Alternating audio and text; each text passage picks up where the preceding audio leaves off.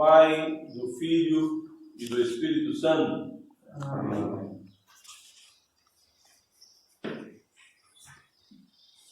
Queridos irmãos, hoje a igreja comemora o primeiro domingo da Santa Quaresma, da Grande Quaresma, e nele o domingo da Ortodoxia. Ortodoxia tem tudo a ver com Quaresma, com renúncia, com abstinência. E o domingo da Ortodoxia é um domingo que passou a ser comemorado pela Igreja por volta do ano 787, ou perto do ano 800 da era cristã, porque alguns cristãos, e inclusive o imperador bizantino, influenciado pelos árabes, os muçulmanos, que não admitiam imagens em um culto a Deus, aqueles imperadores e cristãos começaram a rejeitar o costume que os apóstolos deixaram com a igreja de representar Cristo, a Virgem Maria e os demais santos. Pois Deus se fizera carne, o Deus que é invisível, agora se tornou visível, e como imagem do Deus invisível, Cristo possui rosto, possui imagem. E aqueles que fazem parte do seu corpo, e portanto são membros da igreja, desde a Virgem Maria a todos os demais santos, no corpo de Cristo, podem ser vistos. Eles não podem ser vistos por si mesmos, mas como membros do corpo de Cristo, como participantes da natureza divina do nosso Senhor Jesus Cristo, que por amor de nós se tornou participante de nossa natureza humana.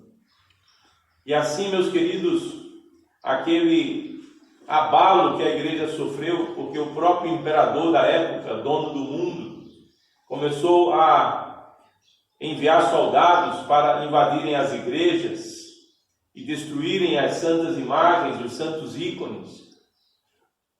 Recolhiam-nos e queimavam em praça pública ou em frente às igrejas.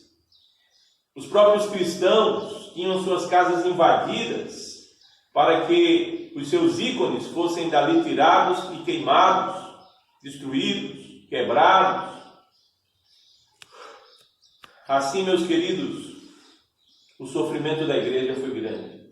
E foi necessário que a igreja reunisse um concílio de bispos que vieram de todo o mundo para resolver a situação. E eles perceberam, mais do que nunca, que era necessário firmar a tradição que vinha dos mundial, que se levantará contra o povo de Deus. E nesse dia, esse governo devastará a igreja e parecerá que a igreja irá sumir do mapa, quando de repente o Senhor voltará dos céus e acudirá ao seu povo, e com o sopro de sua boca, o poder do seu Espírito Santo, desbaratará todo o império mundial, e assim a igreja permanecerá firme pelos séculos dos séculos. Porque nada nem ninguém neste mundo poderá definitivamente deter o povo de Deus. Detém por uns tempos, massacra por outros, mas esse massacre, esse sofrimento, essa perseguição não são definitivos. E ainda aquela que se avizinha sobre o mundo, perto do dia final, também não será definitiva, porque a segunda vinda do nosso Senhor Jesus Cristo resolverá tudo. E então, o sofrimento definitivo nunca vencerá, mas a vitória será de Deus e do seu Cristo pelos séculos dos séculos. É isso que o domingo da ortodoxia comemora. Aqueles que vivem em quaresma, em abstinência, em renúncia, e assim aprendem o verdadeiro Evangelho. Debaixo de jejum e oração aprendem a verdadeira fé. Esses nunca serão vencidos definitivamente nesse mundo. Porque ainda que destrua o nosso corpo, mas a nossa alma permanecerá em pé, adorando por toda a eternidade sobre os céus. Assim, meus queridos, aqui nós fazemos um pequeno ensaio da estreia que haverá no dia final. E para aqueles dentre nós que partirem antes, a estreia já começa, porque seus espíritos, nossos espíritos, permanecerão em pé diante do trono de Deus, adorando pelos séculos dos séculos. Eu queria chamar a atenção para o fato de que no Evangelho de hoje, Jesus reconhece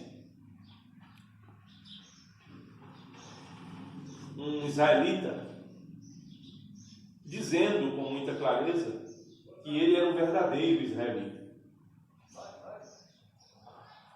Um israelita em quem não havia dolo, falsidade. E assim Jesus Cristo termina mostrando que mesmo entre o povo de Deus existem aqueles que são falsos. Não é verdade? No Evangelho de hoje, da ortodoxia, Jesus termina mostrando indiretamente que existe o verdadeiro e o falso dentro da casa de Deus, em meio ao povo de Deus. É preciso permanecer firme, que era necessário firmar a tradição que vinha dos apóstolos e manter os ícones a despeito de tudo no seio da igreja, como parte da divina liturgia, que se presta unicamente a Deus Pai, Filho e Espírito Santo, mas em respeito a tudo o que na casa de Deus aponta para o nosso Deus.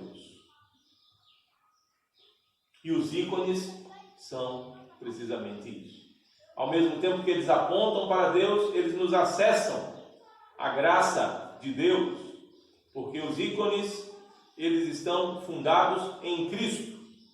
Cristo foi aquele que apontou sempre para Deus, o Pai, mas Ele próprio era o próprio Deus. Por isso disse: quem vê a mim, vê ao Pai. Se não é possível ver o Pai Celestial por ser Ele invisível e nunca ter encarnado entre os homens, é possível sim ver o Deus encarnado na pessoa do seu Filho, o nosso Senhor Jesus Cristo.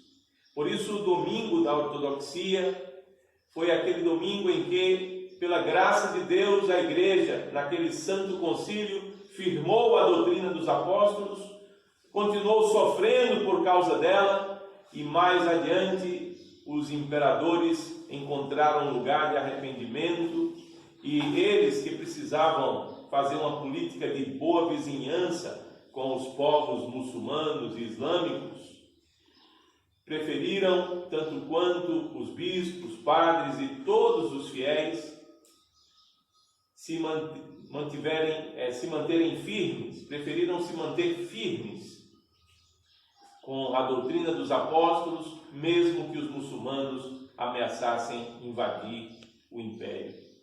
E Deus foi servido conservar esse império por mais 700 anos pela frente. Não é nunca a defesa da verdadeira fé e a defesa da verdadeira doutrina que nos colocará em situações definitivamente desfavoráveis nesse mundo. É verdade, meus queridos, que a defesa da verdadeira fé muitas vezes nos coloca em situações desfavoráveis neste mundo, de perseguições, de preterições, onde às vezes nos tiram um emprego, às vezes nos tiram uma aposentadoria. Isso acontece em alguns países do mundo, onde cristãos hoje trabalham toda a vida e não têm a aposentadoria dada por um governo que quer assim reprimir os cristãos. Sofremos muito para mantermos a verdadeira fé e a doutrina verdadeira do Evangelho deixada pelos apóstolos. Mas esse sofrimento não é definitivo. Mais cedo ou mais tarde, na própria história, Deus derruba o mal e faz com que o bem seja compreendido e apoiado pelos próprios governantes desse mundo. Isso só não ocorrerá no dia final, quando haverá um governo mundial permanecer firme. Esse Evangelho nos chama a vermos os anjos de Deus descendo e subindo sobre o Filho do Homem, ou sobre o nosso.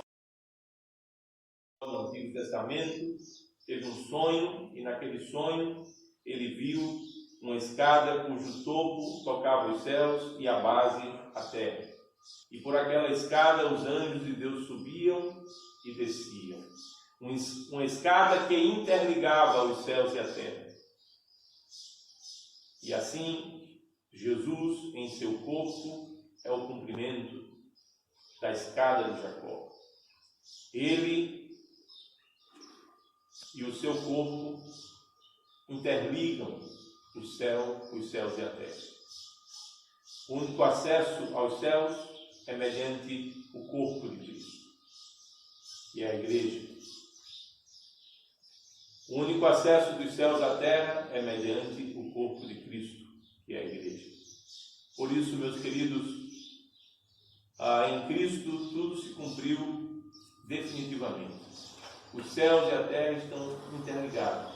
Ainda que sobre a terra existam os que falsamente professam a fé verdadeira. Cuidemos de nossa alma e façamos dessa quaresma um instrumento para sermos ainda mais verdadeiros. E se há alguma falsidade em nós, que a renunciemos, pois quaresma nos ensina isso, não apenas deixar de comer, mas deixar o pecado.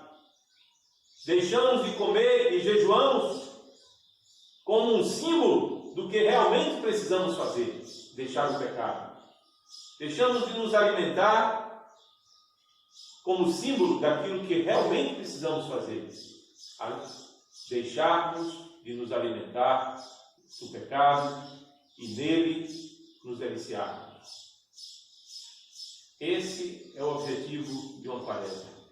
E por isso a Igreja sabiamente coloca o domingo da ortodoxia como o primeiro domingo da quaresma, para que percebamos que somente a verdadeira fé, sofrida é verdade, incompreendida, perseguida, ela terá a vitória definitiva no dia final, e enquanto isso, ela permanece seguindo na história, interligando os céus e a terra.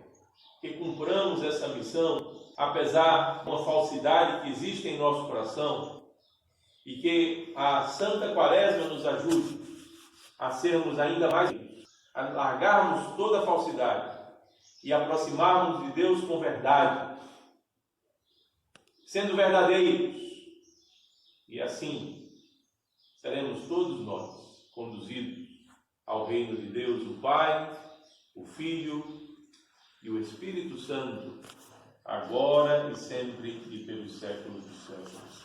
Amém.